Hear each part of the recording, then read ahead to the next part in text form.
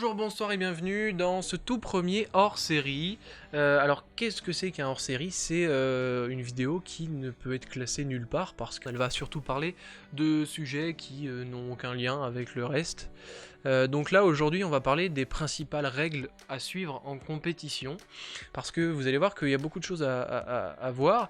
On va d'abord parler des règles générales, ensuite on va parler des règles arbitrales parce que pour être un bon arbitre il faut arbitre et commissaire sportif, vous allez comprendre la différence dans quelques minutes, mais il y a des règles à suivre et puis enfin les règles qui vont parler des combattants et des différents points attribués. On est parti pour parler des différentes règles générales. Tout d'abord, il faut savoir qu'en compétition, il y a deux types d'arbitres différents. Il y a les arbitres de surface et les commissaires sportifs qui sont des arbitres de table. Les arbitres de surface, qui sont les mêmes qui regardent la vidéo aussi quand il y en a, et donc les arbitres de surface sont habilités à attribuer des points sur le tapis et à gérer le combat, donc à le dynamiser comme on l'a vu, à gimer, mater, etc. D'ailleurs, on verra comment ils le font, parce qu'au-delà de prononcer les termes, il y a des gestes qui sont associés à chaque terme, et donc ils sont obligés de les apprendre pour les connaître, on va les voir juste après. Et ensuite, nous avons les commissaires sportifs, qui sont les arbitres à la table, et eux, ils sont chargés de gérer la compétition plus globalement, c'est-à-dire de gérer le rythme de la compétition, les combats qui s'enchaînent, et ainsi de suite. Ils doivent donc gérer une fameuse feuille de poule ou de tableau, ou aussi gérer le tableau, donc d'affichage cette fois-ci.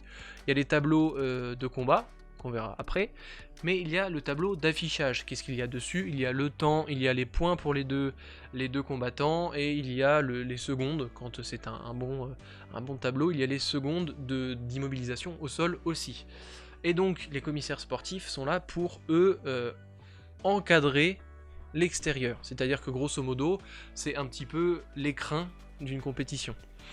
Nous avons aussi dans les différentes règles générales deux types de compétitions différentes. Nous avons les compétitions de poule et les compétitions de tableau, et parfois les deux mélangés.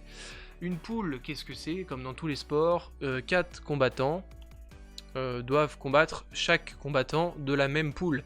C'est-à-dire que, 4, ça peut être des poules de 3, des poules de 4, des poules de 5... Après au-dessus, non, ça devient trop compliqué, mais on a déjà vu des poules de 2 aussi, quand il n'y a que 2 combattants dans une catégorie de poids par exemple, et on fait une poule de 2. Et donc, tu dois rencontrer chaque personne de ta poule, et celui qui gagne le plus de combats est le premier, et celui qui gagne le moins de combats est dernier. Nous avons les tableaux qui, eux, sont à élimination directe, c'est-à-dire que, grosso modo, si vous arrivez, le premier combat, vous le perdez, vous êtes éliminé, sauf si vous êtes repêché. Et pour ce faire, il faut que celui contre qui vous avez perdu atteigne les demi-finales, pour ensuite pouvoir faire un chemin de repêchage et tenter d'obtenir une médaille de bronze maximum. Quoi dire de plus? Oui, parfois ça peut mélanger les deux. On peut avoir une compétition qui commence en poule et qui se termine en tableau, c'est-à-dire que les deux meilleurs de chaque poule sortent de la poule et se dirigent tout droit en tableau, et tout est remélangé et ça redémarre. Un petit pas de zéro, mais presque, c'est une deuxième compétition qui s'entame. Donc voilà un petit peu pour les règles globales d'une compétition, et on va maintenant s'intéresser plus précisément aux arbitres. On va d'abord commencer par les arbitres de table. Pour être un bon commissaire sportif, il faut savoir gérer le tableau d'affichage, premièrement, et donc ne pas se tromper sur les boutons. Là, je peux pas vous donner une plus grande démonstration, mais voilà, si un jour ça vous intéresse, vous pouvez aller vous former par exemple, ou ne serait-ce que essayer de faire ça, si vous, en tout cas, vous êtes dans un club de judo qui vous le propose, n'hésitez pas, c'est sympa, c'est intéressant, mais je peux pas vous le démontrer ici. Par contre, pour gérer des poules et des tableaux, ça c'est comme dans tous les autres sports.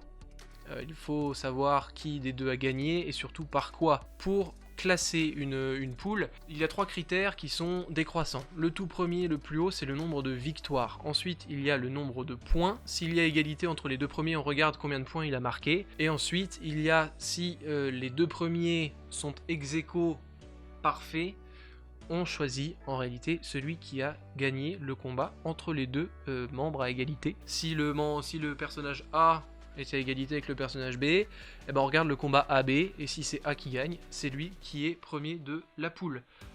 Voilà comment ça se passe. Pour les tableaux, c'est un peu plus simple.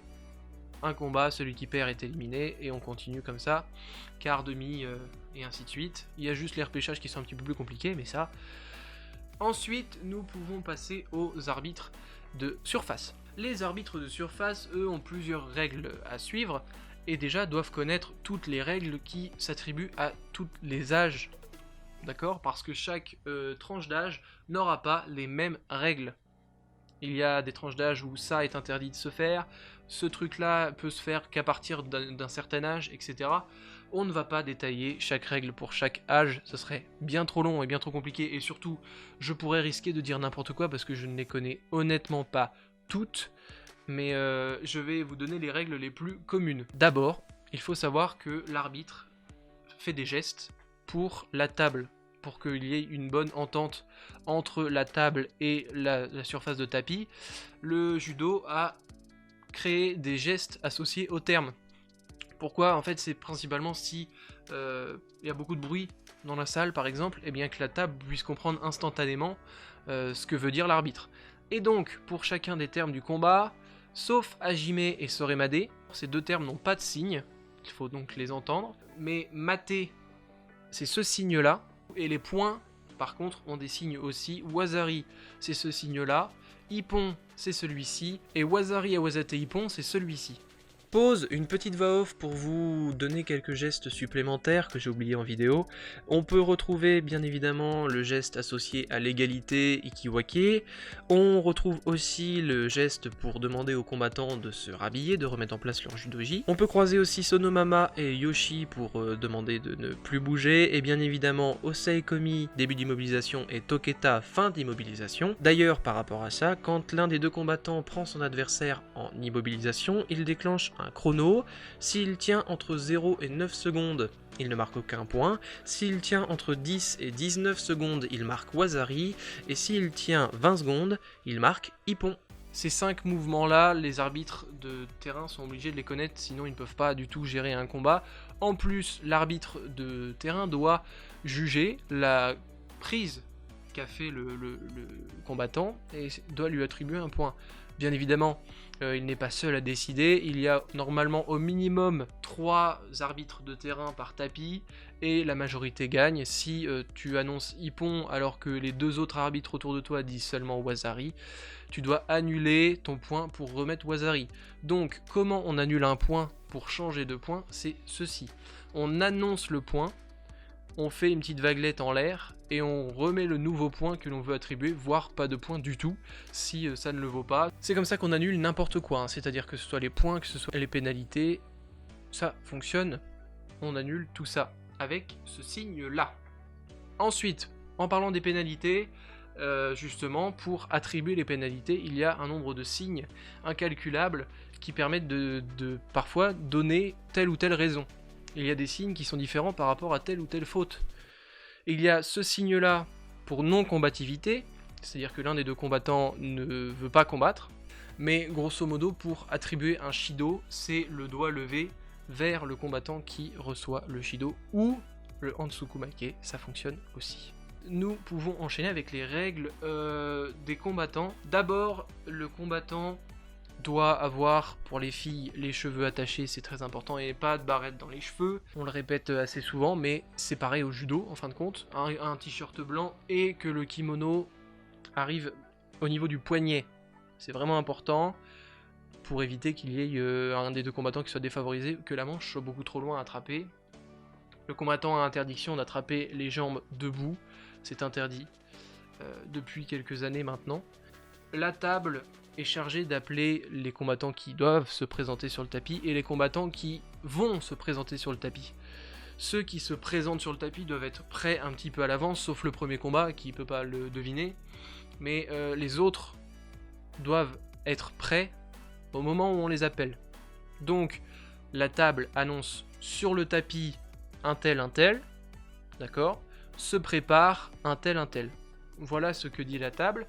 Et petite règle supplémentaire, le premier appelé doit mettre une ceinture rouge. qui est souvent disponible pour les plus jeunes sur la table, et chez les plus grands, il faut l'amener. Ainsi, le premier appelé met donc une ceinture rouge et se positionne à droite de l'arbitre. Il faut savoir que les niveaux de points attribuent des vrais points dans la vraie vie. C'est horrible dit comme ça, mais sur la table, un hippon équivaut à 10 points et un wasari équivaut à 7 points. A savoir qu'un wasari à wasate hippon, c'est 2 wasari, vous allez me dire 7 plus 7, 14. Non, c'est 2 wasari égale un hippon, donc le 7 points devient 10 points. Et ces points sont hyper importants pour classer donc les combattants, mais aussi pour la ceinture noire. On y reviendra peut-être sur un autre hors-série, mais la ceinture noire, c'est hyper important d'amasser un certain nombre de points, et donc plus vous marquerez d'hippon, mieux ce sera.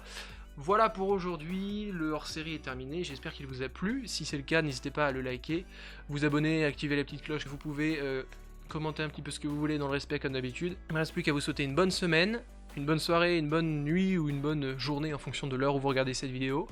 Et surtout, n'oubliez pas, comme d'habitude, restez connectés. Merci.